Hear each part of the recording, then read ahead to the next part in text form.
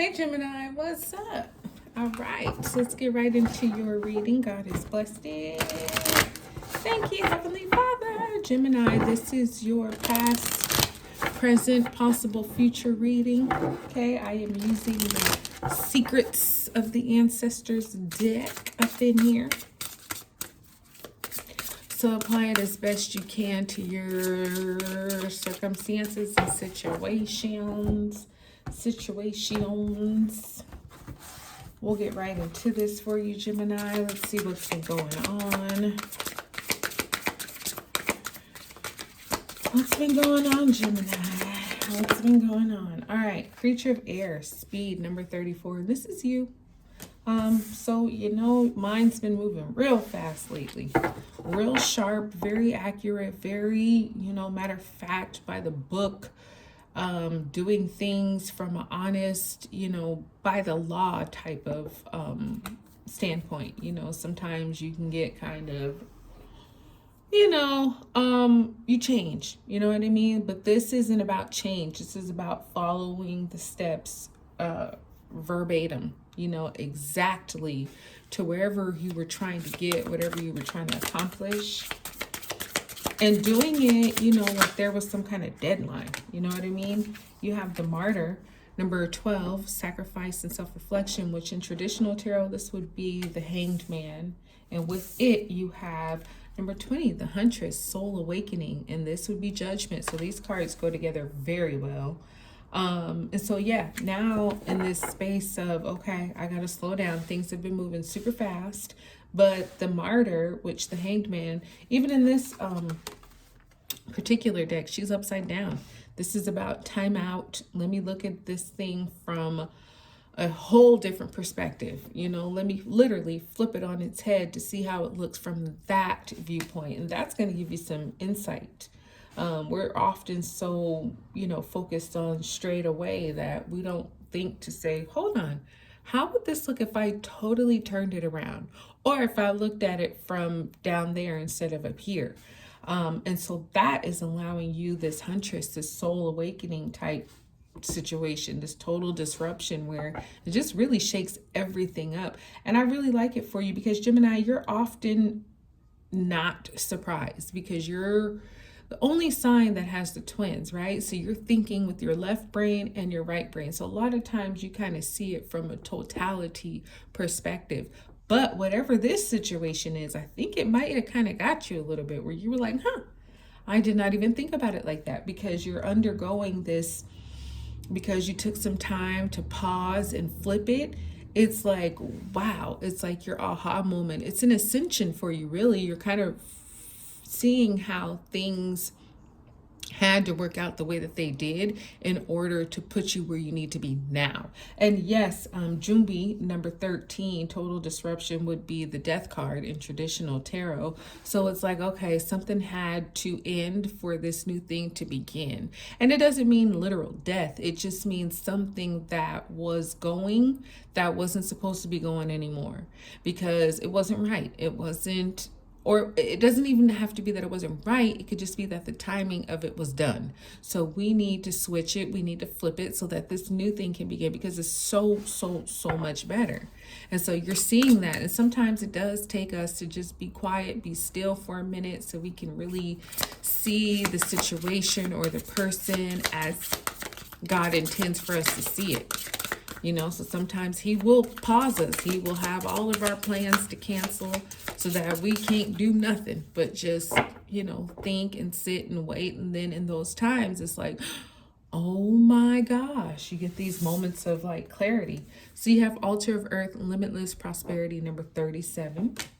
So far you have a Scorpio energy here. You have Pisces energy, air energy, earth energy. Jumbi's here, which is, okay, so you got Scorpio energy heavy. So you could be dealing with a Scorpio. Maybe you have Scorpio in your chart, but Jumbi is the major arcana for Scorpio. And then the secondary major arcana for Scorpio is this huntress, the soul awakening.